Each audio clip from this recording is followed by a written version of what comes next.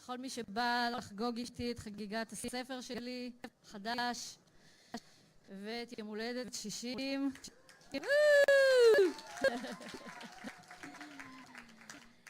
ברשותכם, בגלל שהספר קשור בהודו, בטח ראיתם את הקייטרינג וקצת את האווירה, אז אני ארצה להזמין באנגלית קודם כל את סגנית השגריר ההודי. It's now my honor and great pleasure to invite Her Excellency, the Vice Ambassador, to join me on the stage. Mrs. Angu Kumar.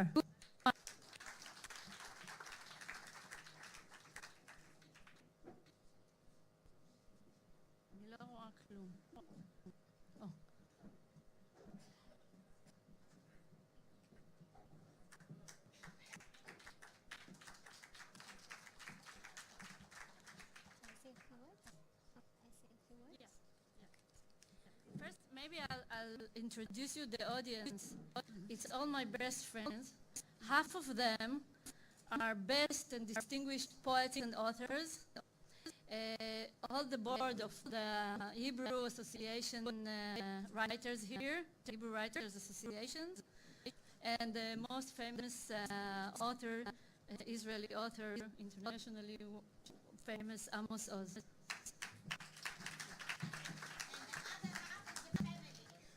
Yes, I can see all that. of them is best friends and family. So you have a lot of friends, Dorit, so you are an important person to know. So, Shalom Chaverim, Manishma, Namaste, Shalom Namaste.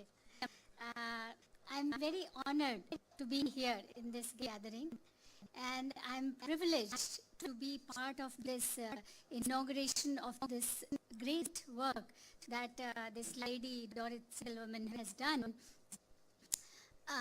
It's a testimony to her courage to bear through what she has gone through, and not only that, but also to put her emotions, her feelings, her pain, her suffering on these pages. It's a tremendous effort, and I applaud you for that.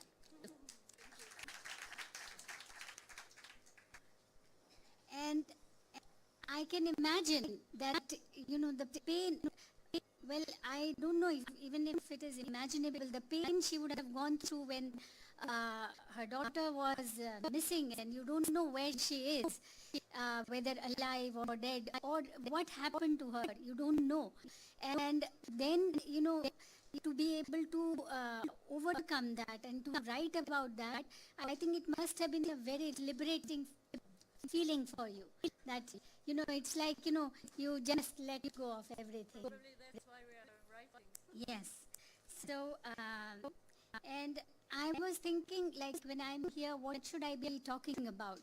Should I be talking about the tsunami, that disastrous wave that engulfed hundreds and thousands of people, and you know, some islands vanished, their identity lost forever in the depths of oceans, and some people, you know, some families were totally eradicated, some households were eradicated, and people didn't know what to do in that situation.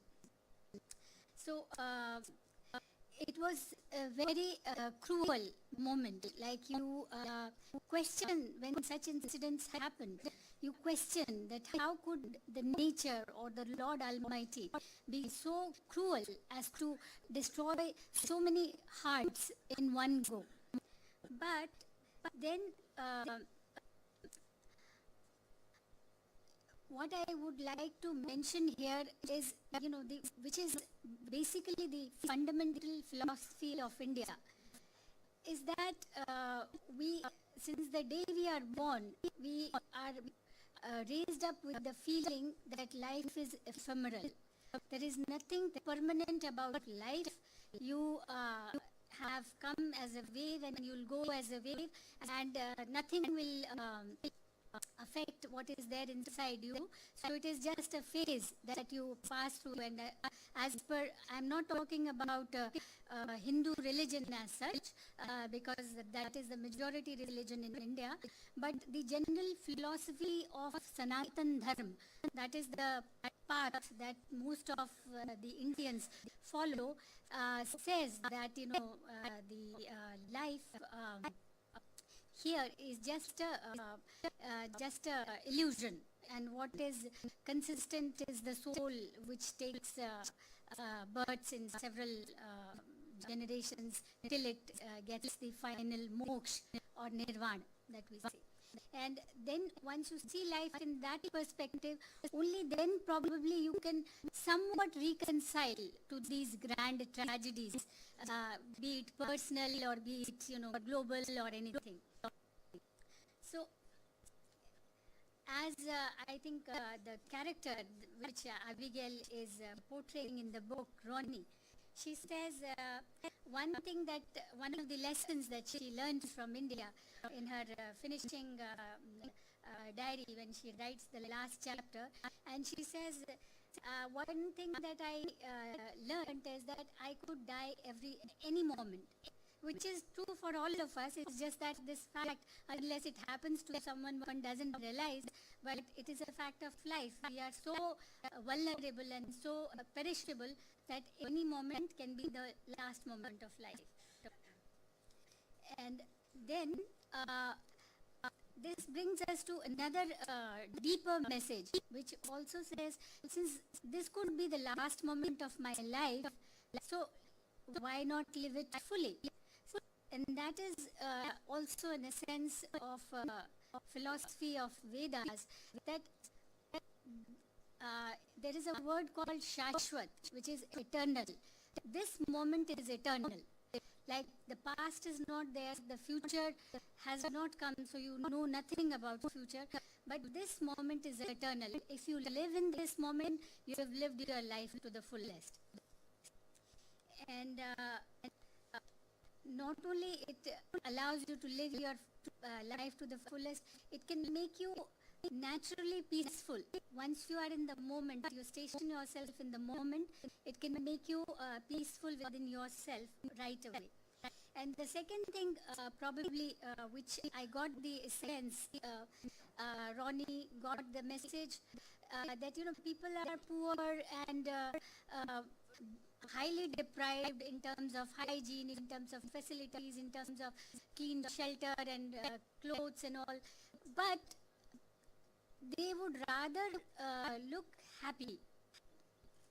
They would be happy, and the Western societies would wonder why.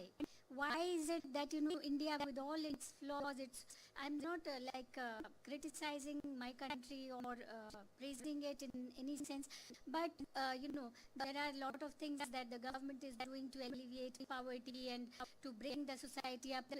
It's a humongous task. We are 1.25 billion people, so it's not easy to give instant results. So we are working towards that, but nonetheless, I have no shame in admitting that we are we have one of the largest malnourished children in the country.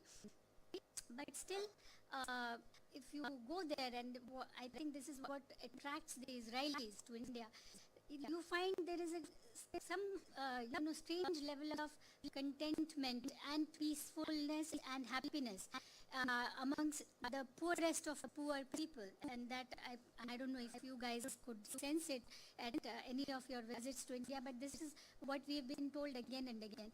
This is another aspect of life that as a culture, as a civilization, we have this very important trait of acceptance. We accept the situation the way it is, which is quite contrary to, by the way, what Israelis are. They are never satisfied with the status quo, and this Israeli chutzpah of always doing something more. So that makes our society a little slow moving. That's why we are called the elephant. And